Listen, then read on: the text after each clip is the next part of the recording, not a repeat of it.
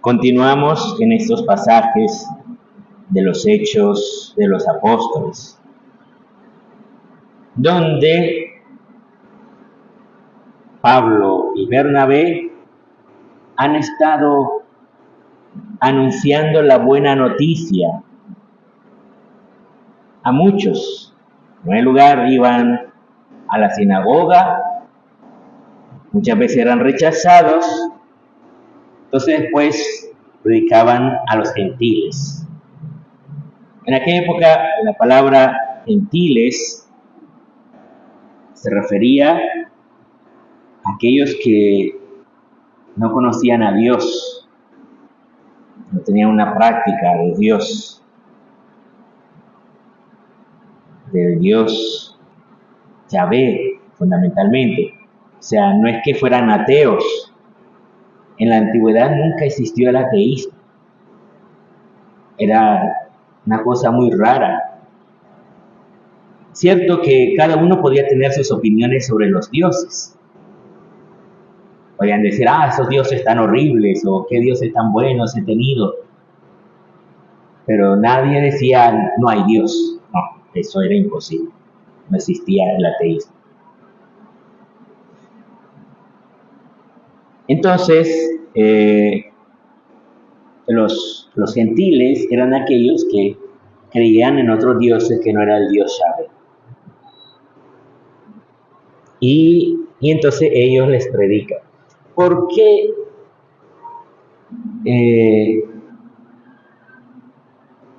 fue como pronta la conversión de tanta gente a la fe cristiana? Sobre todo de lo que sabemos de Pablo. O sea, no es que se convirtieran en ciudades enteras, pero era bastante gente relativamente. Y después va eso en aumento. El punto es que el anuncio de la buena noticia era fundamentalmente el anuncio de un Dios de amor. Eso era una novedad. Y un Dios de amor que actúa en la historia en tu favor. Generalmente, los dioses,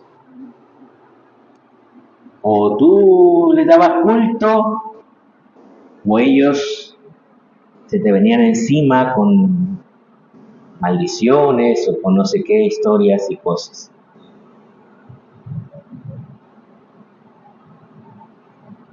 Entonces, mucha gente se va convirtiendo a la fe cristiana. Ahora, resulta que el judaísmo tiene un aspecto de cumplir preceptos. Y una parte de ese cumplir precepto estaba en la circuncisión. Ustedes saben, la circuncisión es la operación que se le hace al varón, básicamente, solo al varón. Entonces,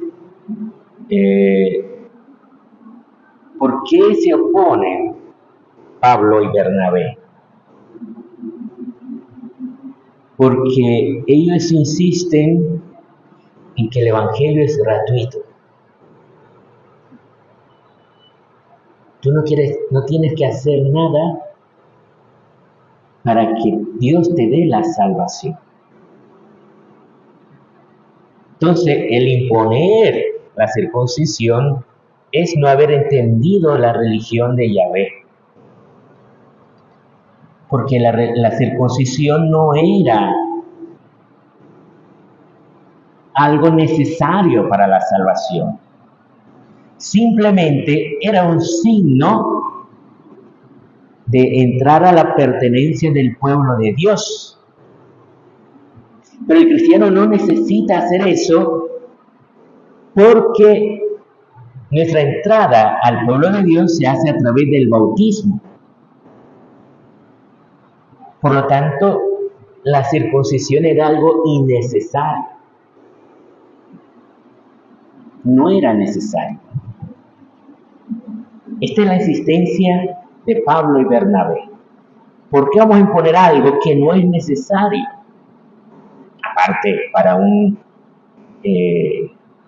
varón adulto es muy doloroso. Generalmente los judíos lo hacen a los niños. Entonces,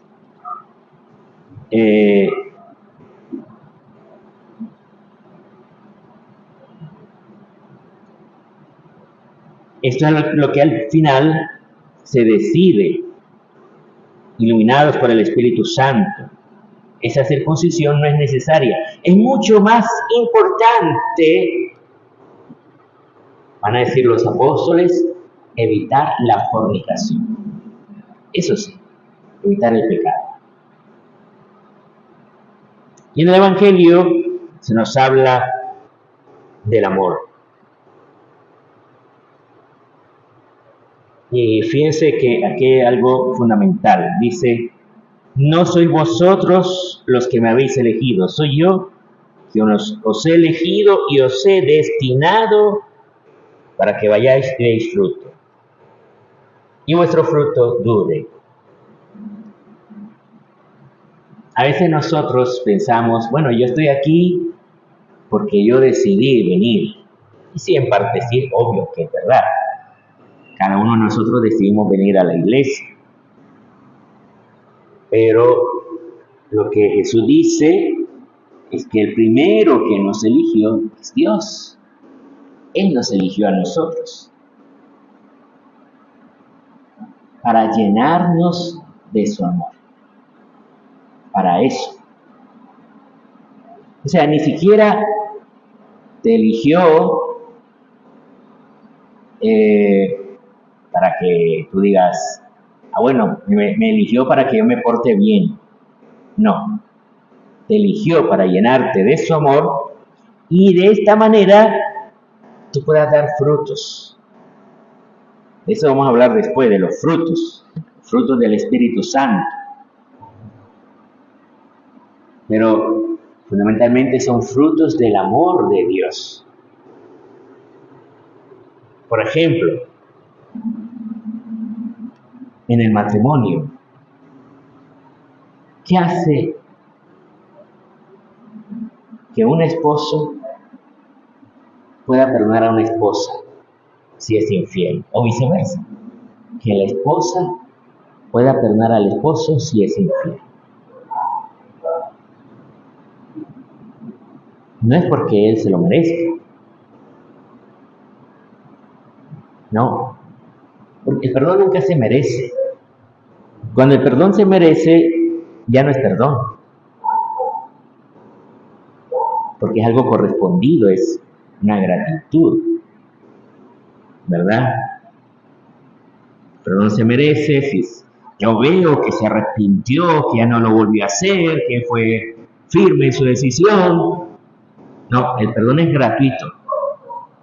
No estoy pensando si lo vuelve o no lo vuelve a hacer, simplemente lo perdono. ¿Por qué perdono al otro? Porque Dios me ha perdonado. Porque Dios me perdonó a mí gratuitamente. Cierto que Dios no quiere que vuelva a pecar, pero no me lo pone como obligación para darme el perdón. Dios ya me perdonó gratuitamente. Obviamente, para que yo pueda recibir el perdón, necesito arrepentirme. Pero ya Él me perdonó. Esa es la obra de Dios. Y hoy, hermanos, les quiero hablar un poco de la fe. La fe, dice San Pablo, nace de la tontería de la predicación.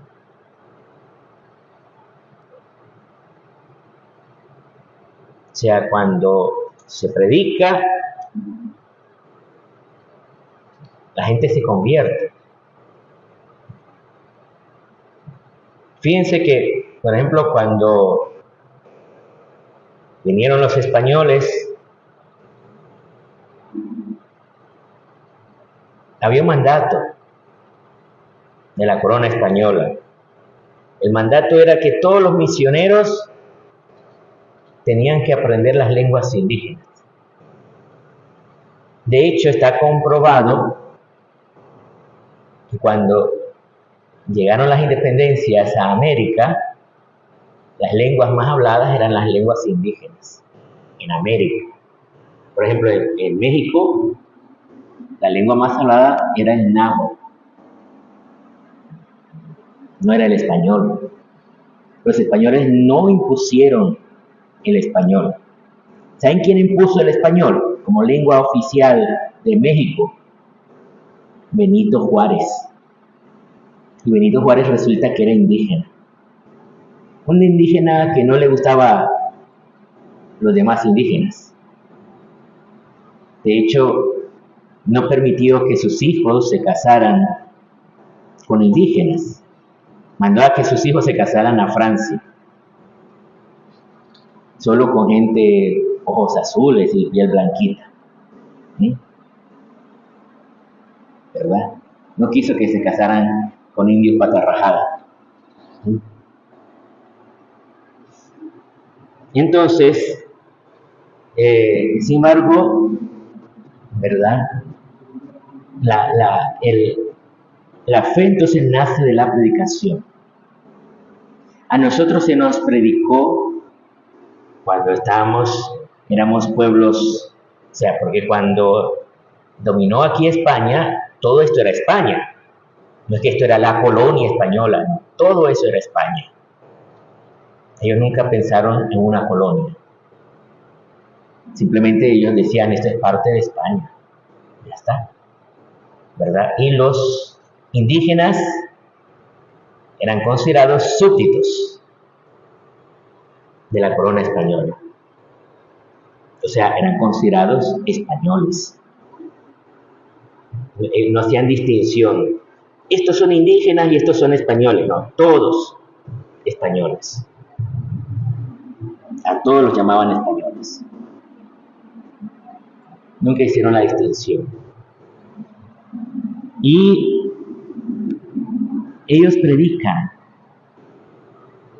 Y la gente se convierte. ¿Por qué se convierte? Porque estos dioses indígenas, muchos,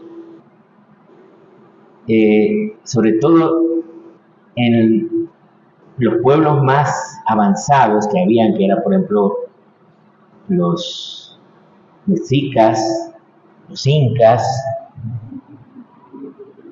estos dioses exigían sacrificios humanos. Y para todos, el que un dios exija sacrificios humanos, porque ¿cuál era la mentalidad de los mexicas? Era que el dios sol, cada vez que se oscurece el día, se debilita, entonces hay que fortalecerlo. La única manera de fortalecerlo es con sangre humana, haciendo sacrificios. Significa que es un dios débil, además un dios cruento. Y ellos no querían un dios cruento, sino un dios que fue él el que derramó su propia sangre para darnos vida a nosotros. ¿Sí? Entonces, ellos acogen la fe. Acoger la fe significa empezar a confiar en Dios. Pero también aparece una figura muy interesante, que es la figura de la Virgen. Sobre todo la Virgen de Guadalupe, ¿verdad? Que fue tan importante en su momento. Y en cada sitio se fue configurando una devoción a la Virgen María. ¿Por qué?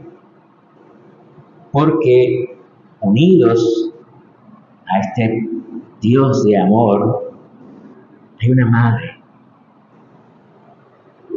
que ha intervenido también, que viene a ayudarnos y está pendiente de nosotros. Entonces, hay una confianza en Dios, pero al mismo tiempo una confianza en su madre, porque su madre nos lleva a Dios. Esa es la fe. Y esta fe también significa que hay una doctrina, que hay una enseñanza sobre la fe. O sea, es importante comprender a este Dios. Cierto que los indígenas se consideraba que eran personas que no llegaban todavía a la plenitud de la fe. Sin embargo, los españoles también hicieron lo posible para que aprendieran. Establecieron escuelas, establecieron también universidades. A las universidades, no sé si ustedes saben, pero entraban también indígenas. Obviamente, a las universidades era necesario pues tener medios económicos para poder entrar. Entonces, ¿quiénes entraban? Generalmente eran los hijos del cacique. En Perú, por ejemplo, fue conocido un indígena que entró a la universidad, aprendió muchas cosas y escribió libros.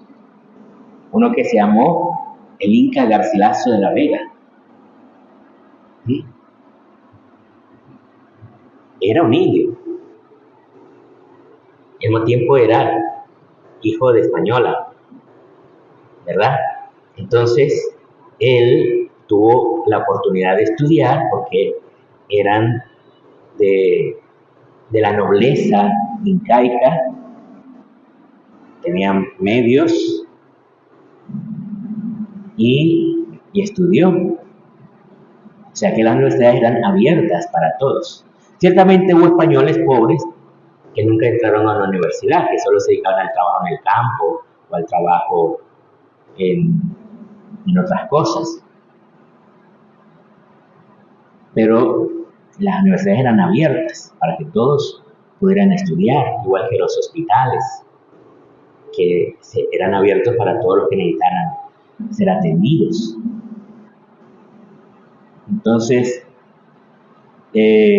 la fe está relacionada a estos dos aspectos. El aspecto de la confianza en Dios y el aspecto de también conocer una doctrina, esta doctrina católica. Hoy en día nosotros tenemos, por ejemplo, el catecismo de la Iglesia Católica. Si hoy en día alguien quiere conocer todo lo que es la fe católica, lo único que tiene que hacer es leer el catecismo de la Iglesia Católica. Lo puedes comprar en la librería o lo puedes visitar, que ahora hay la posibilidad también, visitar el sitio del Vaticano en internet y ahí se lee tranquilamente el catecismo de la Iglesia Católica. Y ahí puedes conocer la doctrina católica. Entonces la fe tiene estos dos aspectos. Ojalá que nosotros podamos acoger esa fe, ¿verdad? La fe no es solamente decir, sí, yo creo mucho en Dios, yo cuando le rezo, Él me lo cumple todo lo que yo le pido. Eso no es fe. Eso se llama religiosidad. ¿La religiosidad es buena? Sí, es buena, claro que sí, es muy buena la religiosidad. Pero la fe implica también el acoger esta doctrina que te lleva a vivir una vida cristiana, a vivir según la voluntad de Dios, a fiarte del amor de Dios para poder amar a los hermanos. Oremos.